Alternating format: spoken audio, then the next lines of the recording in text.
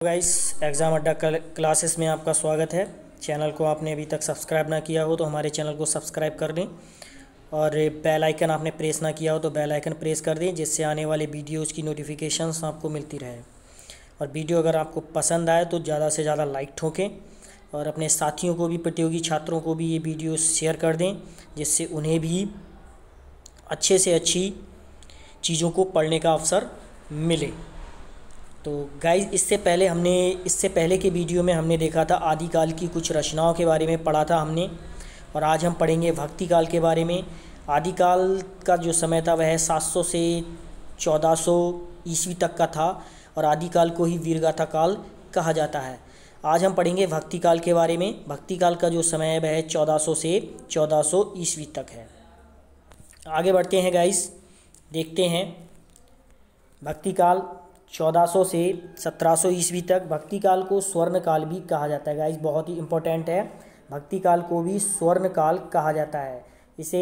इस काल को दो काव्य धाराओं में बांटा गया है, निर्गुण काव्य धारा और सगुण काव्य धारा। ठीक गाइस, भक्ति काल को दो भागों में बांटा गया है, निर्गुण काव्य धारा और सगुण काव्य धारा। निर्गुण काव्य धारा में क्या दिया है गाइस, देखो, निर्गुण काव्य धारा को भी दो भागों में बांटा गया है, ज्ञानाश्रयी शाखा और प्रेमाश्रयी शाखा। और सगुण को बांटा गया है राम भक्ति शाखा और कृष्ण भक्ति शाखा। गाइस याद रखेंगे, निर्गुण को दो पार्ट्स में बांटा गया है, ज्ञानाश्रयी शाखा, प्रेमाश्रयी शाखा। और सगुण को दो भागों में बांटा गया है, राम भक्ति शाखा और कृष्ण भक्ति शाखा। ज्ञानाश्रयी शाखा के जो प्रवर्तक हैं वह हैं, प्रवर्तक कवि हैं कबीरदास जी। ठीक, यही इसके प्रतिनिधि कवि हैं। और प्रेमाश्रयी शाखा के प्रवर्तक कौन हैं, ये मलिक मोहम्मद जायसी हैं। राम भक्ति शाखा के प्रमुख कवि कौन हैं, तुलसीदास जी हैं।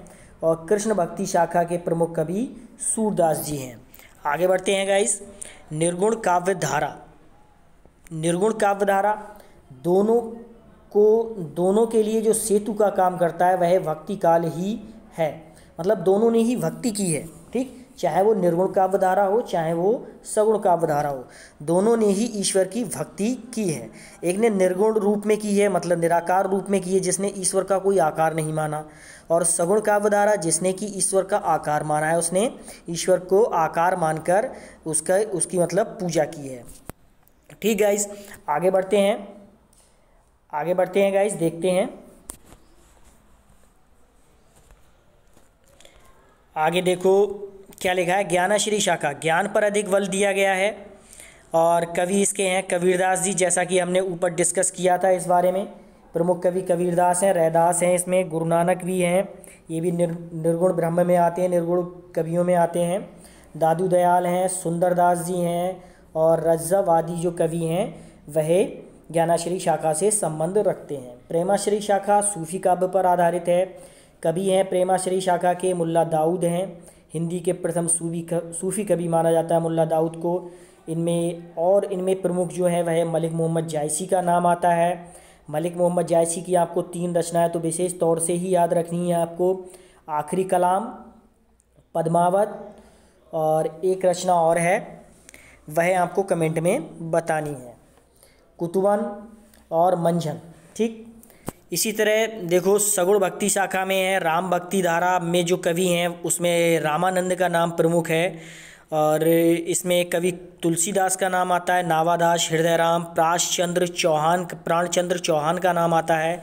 कृष्ण भक्ति शाखा में दार्शनिक बल्लवाचार का नाम आता है। इन कवियों में सूरदास, कृष्णदास, नंददास, रसखान, रहीम और मीराबाई, ये सभी कृष्ण भक्ति शाखा के कवि हैं।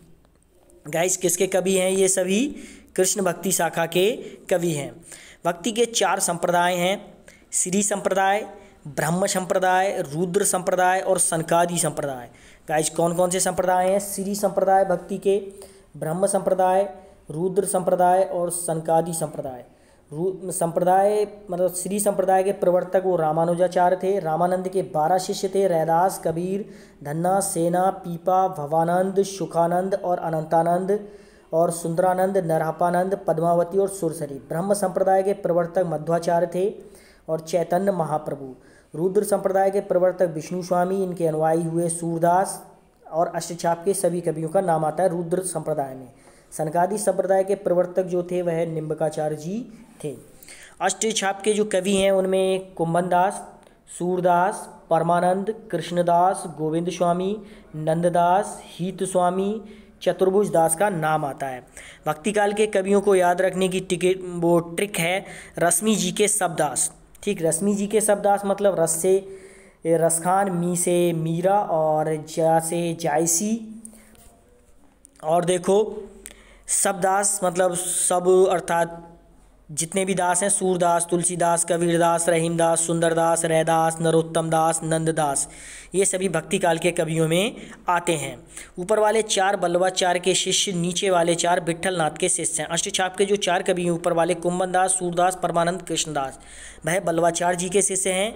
और नीचे वाले जो 4 हैं, गोविंद स्वामी, नंददास, हित स्वामी, चतुर्भुज दास, वह विट्ठलनाथ के शिष्य हैं। गाइस, अगर आपको वीडियो पसंद आया हो तो इसको लाइक ठोक दें और ज़्यादा से ज़्यादा इसको शेयर करें, जिससे कि और भी स्टूडेंट्स को इसका फ़ायदा मिल सके। धन्यवाद गाइस।